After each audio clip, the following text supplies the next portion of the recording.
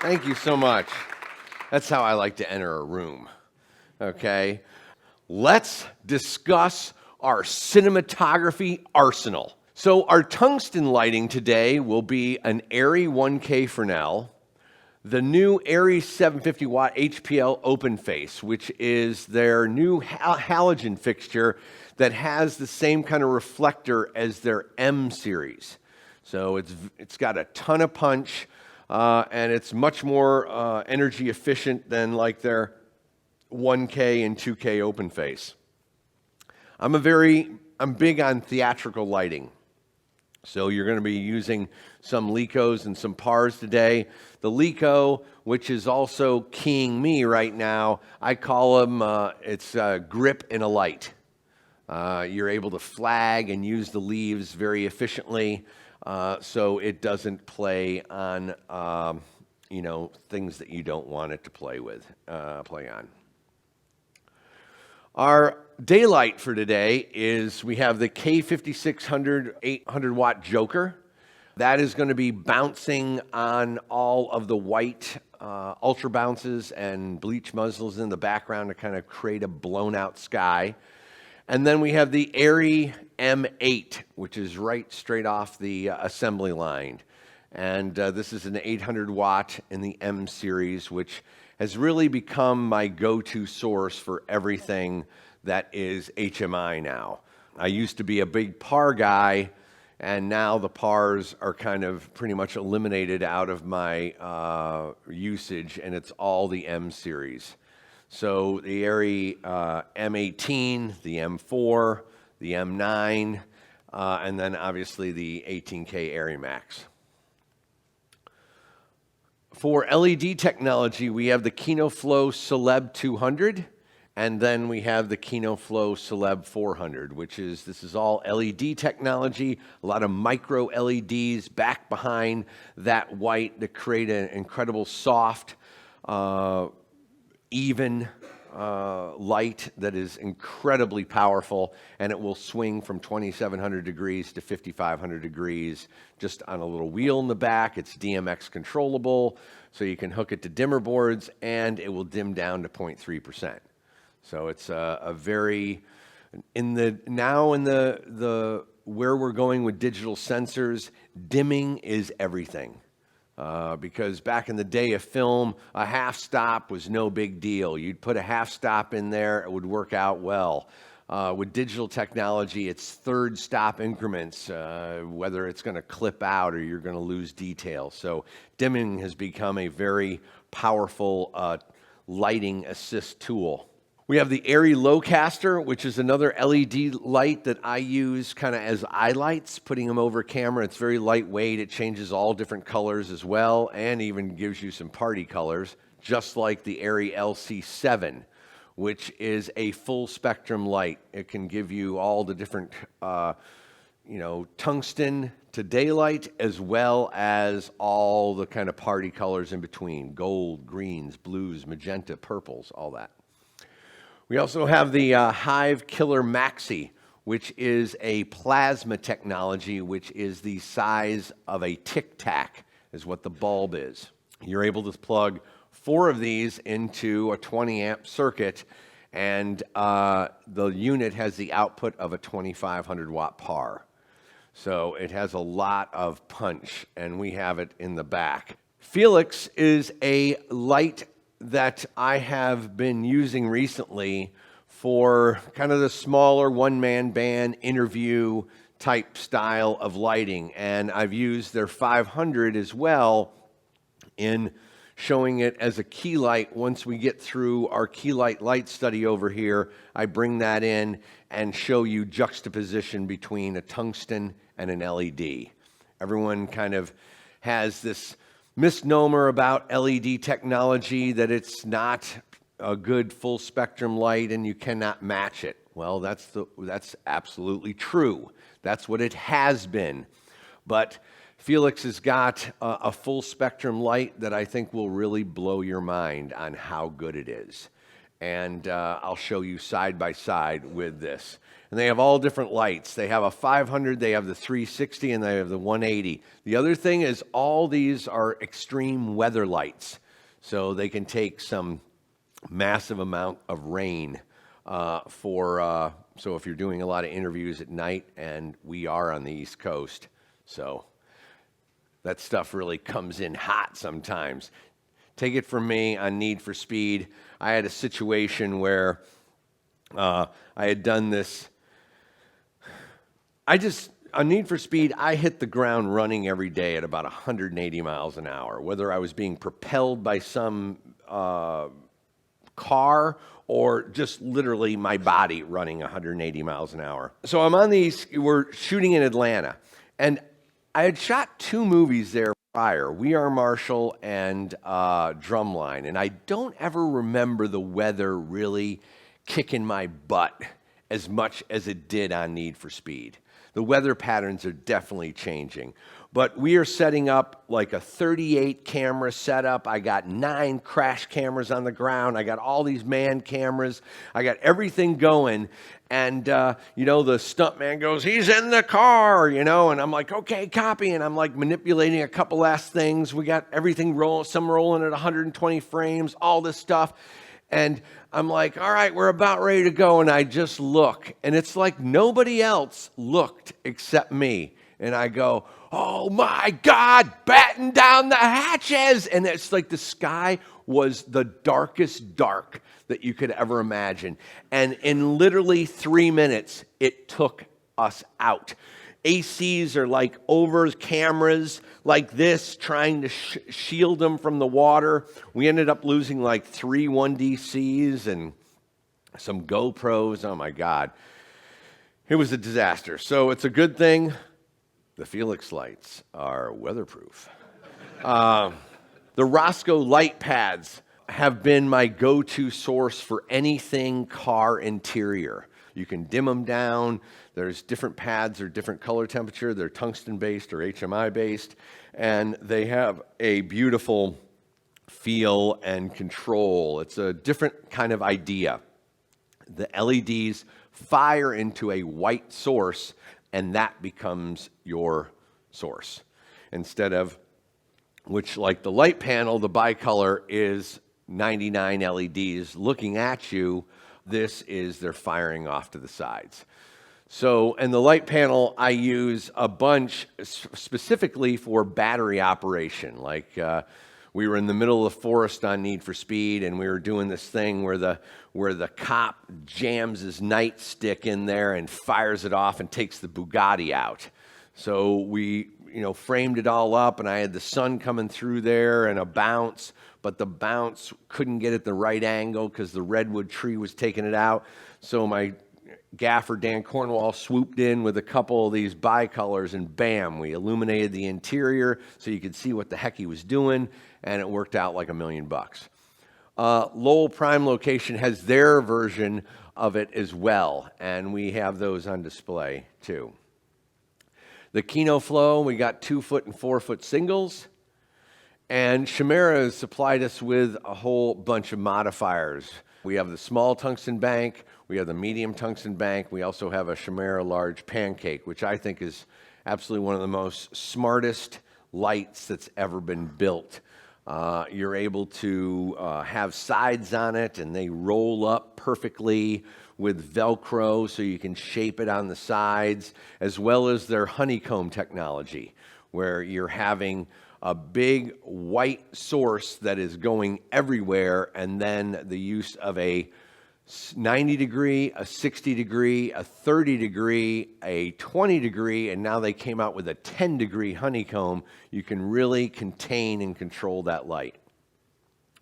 The equipment we have for today, camera gear, we have the C500, the C300, and the Canon 5D Mark III, as well as the Blackmagic Cinema camera. The Canon Cinema Primes from a 14 to a 135, and the new Canon lightweight zooms, the 15.5 to 47 and the 30 to 105. These lenses were so important on Need for Speed in getting Most of everything that you saw in the helicopter, in the Cessna, and these very small, compact situations, my second unit DP, Mike Svitak, was getting all of that with the 15.5 to 47 and the 30 to 105. For filters today, we're using the Tiffin HV Pro 4x5s, water white NDs, and we also have some 77 NDs as well, and some of the newer diffusion filters that they have.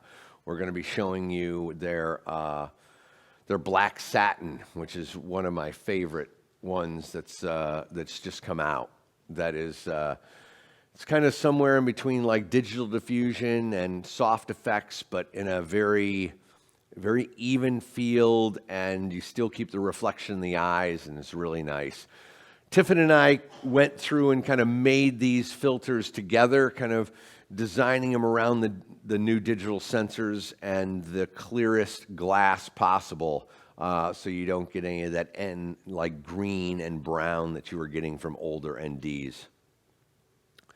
For our external recorders, we have the Ninja Blade and the Samurai Blade. Atomos has come out with these very nice compact recorders, as well as really nice monitors, so you can kind of judge exposure and be able to frame and compose your composition. Your creation. Okay, for rig systems, we have the C500 Black Ultra Pro. So Red Rock has put this all together, the handles and Anton Bauer battery backs and everything to be able to harness the C500, as well as the Black Magic and as well as the DSLR. So they have a professional model for each one of these devices that we'll be using today. The remote follow focus system, we're going to be using the Red Rock Micro remote follow focus. It's very funny. I was showing everyone that the other day, and some guy from the audience goes, "But really, Shane, where have you ever seen that device on a movie set?" And I was like, "Well, I can help you out with that. I actually used it, 4 of them, on Fathers and Daughters." "Really?" "Yes. We had a very expensive system that we had brought from LA, and we had to send it back to LA because it wasn't functioning within any kind of distance. So this one had 600 to 800 foot range, and I was really able to, because what I'm doing with the C500 now is I'm treating it very much like how I exposed film. And when I exposed film, I did a lot of aperture pulls. And that's what I'm finding out with this. I do a lot of aperture pulls in camera. I don't do it in post. If I'm outside and I tilt down to a house and say a cab pulls up, Russell Crowe gets out, he has his little girl with him, and they start to walk. As I start to go into that vestibule area, I'm opening it up about 1.5 to 2 stops. Nice and slow to get the right exposure in that vestibule. And then when we go into the house, I'm opening it up again. So these are subtle things to take the camera's limitation of only 12 stops of latitude and kind of giving it more by changing those exposures. And the Red Rock Micro, along with the focus, we had 2 motors on, whether we were flying the Movi or the Steadicam or whatever we were doing, and I was altering the f-stop.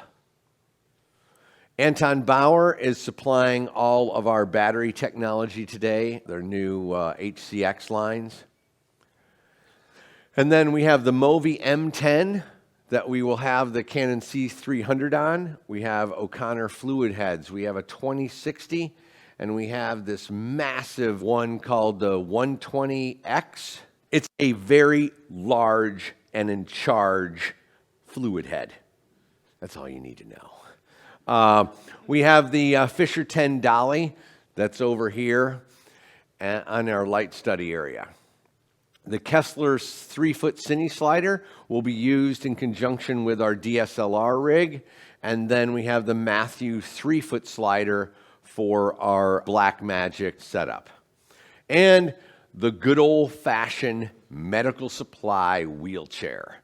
So it's how you're using just very low-tech devices to be able to get a very polished and incredible shots that would not be attainable without this device. The Flanders CM250. So this class is very much about getting up and coming to places. So when you all move over to different areas, especially the Crazy Beautiful, the Flanders monitors will move over there, and we will be working off of the Flanders monitors in regards to looking at false color, looking at exposures, all those things, and I'll try to point them out on both of them so everyone can share in the learning. Teradek Bolt is supplying all the wireless feeds from all the cameras, so everything will go nice and seamless, and we'll have it up on the screen. Okay, camera rituals that have been lost with digital capture. And it starts right with the light meter. For some reason, we've got this misnomer that digital is really what you see is what you get on a monitor, that the light meter has been kind of kicked to the curb. But the light meter is something that I use all the time. And I've got this Sekonic now that I'm really loving, which is the L478DR. Let's check the exposure on my face. At 800 ISO, at 1/80th, we're at a 2.8. The reason I use light meters is just kind of, there's two ways that I use them. I use them to kind of walk into a room and just start to get an idea what the exposures are. Just to see in the realm of reality that any of what's there is possible. The other day we were setting up the light study. Well, we didn't have any camera up, we didn't have anything, but I wanted to know while I was setting it up, what kind of, was I getting enough out of those lights? So I immediately went up and I was getting a 4, and I was like, okay, cool, I got a decent exposure there. And the 1K was hot, it was like an 11, all right, put some doubles in that. Now I'm balancing all those lights, so I'm getting a 4 out of all of them, okay? You can't do that with any other device unless you had the camera set there, looked at it, all that, which is a Megillah. So sometimes that's how I use it. The other way I use it is in conjunction with a program called Handbase. Okay? You can download it on any of your apps, you know, whether it's Galaxy or whatever. You're going to see it. It's $9.99, and you're going to understand, you're going to ask the simple question, why would Shane ever recommend this? Okay, it's not a film, based anything. It's a document program that you can build anything you would like. So on every movie, I take my hand-based template, and it's created.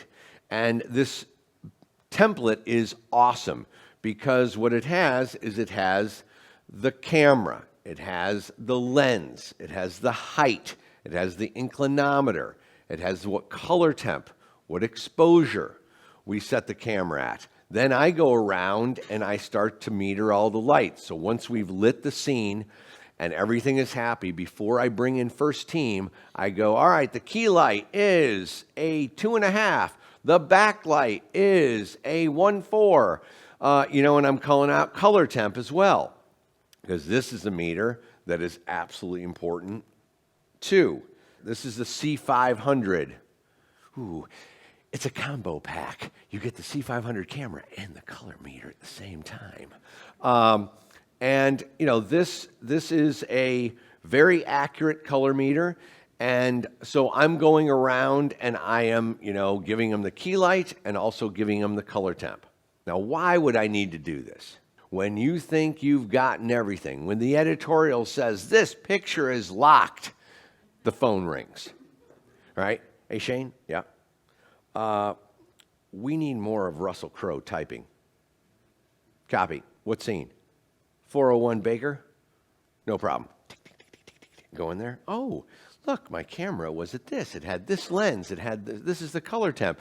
These are what my lights were, and bam, I'm able to recreate it perfectly. I'm not relying on some editor's pull of the scene that had a bad lookup table on it that was, like a DVD, HD, burn, ProRes backlog to this, trying to match that kind of stuff, right? There's a lot of color changes that happen just with the whole compression. So with this, I know exactly what I had, and I'm able to match it perfectly. All right. Another thing that's been kicked to the curb is color charts, okay? I'm telling you, this is something that I started doing it, and just like everything, you start to realize what you're missing. I'm like, what are we not doing that I remember us doing all the time when we were shooting film?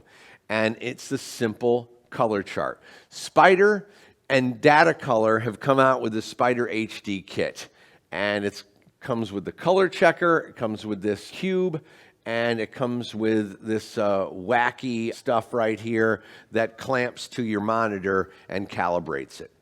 So let me kind of describe a situation that happened. I wanted to see how well this works and make sure that I was on point with my reasoning behind bringing color charts back. So I shot a series of tests for the Hurlblog. And one of them was with the Blackmagic, which is a very difficult camera to color balance because it's a weird color space and a very bizarre flat file. So I had a very experienced colorist at Light Iron start to do it, color correct it, and I told him do not use the color chart. So about 27 to 30 minutes in, he still did not have the camera anywhere where I wanted to use it.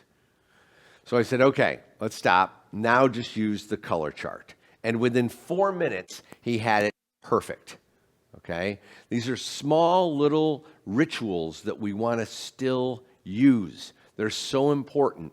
And we will get you into the whole kind of idea today that you're all lit. Everything is set up. Before we bring the first team in, you just slam that color checker in there, and then you slate it, and then if you're color correcting it back in your home, or your DIT is color correcting it, or whoever has got a little piece of this, they're able to use that to go off of. I'm not a big lookup table guy. I like just using Rec 709 off of a monitor and not infusing all these lookup tables because it's just not anything that's truly in my wheelhouse. So we will go through that. This calibration tool is pretty unique as well because if you're color correcting in your home, it adjusts to the ambient light that you are editing in or color correcting in. So if your room's fairly bright, it will change the monitor's contrast. If it's very dark, it will change it as well. So just a couple things to think about when you're kicking the rituals to the curb. All right, we are going to start with the fundamentals of three-point lighting. I've kind of given you your whole arsenal. We're going to discuss key light, fill light, and backlight today. Understanding the fundamentals are so important, and it's not just throwing up a light and saying this is the key light. I'm going to take you through what I look at and what things I'm kind of showing you the subtleties of just the movement of a light one way or the other will change so much. The first one is the key light. The key light is your first stroke on your canvas. You walk into a room, this is the first thing you're thinking about. Where is the key light coming from? What is its motivation? Is it a practical? Is it a window? Is it a doorway where the sun's skipping off the floor? Whatever that is. It can be as simple as a 3/4 frontal light on Frank Sinatra at Capitol Records. It can be an edge light and a top light to create this unique confrontation. Or the motivation of a red neon sign to be able to key Will Ferrell when he steps out of his car, or the lone porch light that illuminates the emotion of Matthew Fox and January Jones when she thought he had died in the Marshall plane crash. The top light mixed with this bounce to create the intensity of John Connor as he's trying to understand who this Terminator is. Or the simplicity of a movie screen keying them at the drive-in. This is my daughter, Kira. She came and spent 4 weeks with me on Need for Speed. It was one of the most amazing times in our lives together. To have, your dad and your little girl with you along this amazing journey on Need for Speed. She's grown up into a very beautiful young woman, and she really got a wonderful taste of how hard her dad works. And we had this wonderful morning ritual where she's big on mascara, okay? And that stuff's got to be perfect, okay? So it was this amazing time where she would get up early to be able to do her mascara. It took her an hour to apply it. So if I'm getting up and I said, Kira, we're out the door at 5:45, and she's like, but Dad, it's 7:30 is your call time. I understand, but we get there, we look at the day, we go through my notes, we look at storyboards, we have a very leisure breakfast, and then we hit it. She's like, copy that. So, at 4:45, she would be up applying that mascara, so we were able to walk out the door at 5:45. So she did her own mascara on this shot. She's very proud of it. And let's dim the lights, and I'll show you a little sequence from Need for Speed. I wanted to try and use the 2K projector by projecting the movie Bullet and the bounce off the screen to actually key the whole drive-in, right? Something never been able to do. You've always had to fake it with lights or hang some big balloon up there and all these different things. And I go, you know what? Let's really take this whole realism to the max. So I exposed it 6400 ISO and again bounced it off of the screen, and that is what was keying everyone. That blue fill was literally Bullet being bounced off of that screen. It can be the simplicity of one spotlight on Frank Sinatra while he's on stage, or the firelight to illuminate the face of Eric Bana as a cold, hardened killer, or the simple 3/4, which I call the wedge in the eye of the angelic child. On Confrontation, drum battle happened, and there were 50,000 people in the Georgia Dome, and you do not see one of them. Why? Because I didn't want the audience to be looking at anything other than these amazing musicians. So we top lit the scene in a way that it just went black. And even in these angles where it just falls off into nothingness, where your eye is exactly directed where the director and I want it to be, which is on these amazing artists and incredible musicians. It can be that light out of the darkness that reveals an actor, his intro shot. This is a very funny story. In Terminator Salvation, I was lighting this, it was like a power plant in Albuquerque. And it was going to be where John Connor, kind of comes in. They blow some door off, and they're infiltrating Skynet. And I was like, for me, I'm thinking, well, these machines, they don't need light, right? So it's got to be dark. So I barely lit the set at all. And this is on film. This isn't digital, right? So I'm getting all set up to do the shot, and all of a sudden you hear this guy go, ah! And the AD's, Jesus, Shane, there's no light in the set. Everyone's getting hurt and bumping into stuff. We need some work lights. And I'm like, okay, guys, set up some work lights over there. And Christian comes up to me and he goes, all right, so what are we doing here? I said, all right, you're going to come down those steps, and we're going to be handheld, and I'm kind of move through, and you're going to be using your flashlight to kind of illuminate all these bodies that are all over the place. And then you're going to move right up into camera. And out of nowhere, there's just darkness. I can barely see you, and you strike a road flare. A road flare. Yeah. You know, out of the darkness comes light. All right, Hurlbut, I'll do it, right? So, and here's the scene, right? Or it can be a crappy little CFL screwed into a wall socket to key Jay Hernandez. Or early morning sunlight that I emulated ricocheting off a wall to be able to key Matthew McConaughey. Or the right place, the right time, the right moment where the sun streaks through the trees and illuminates these two warriors as they walk off into the sunset.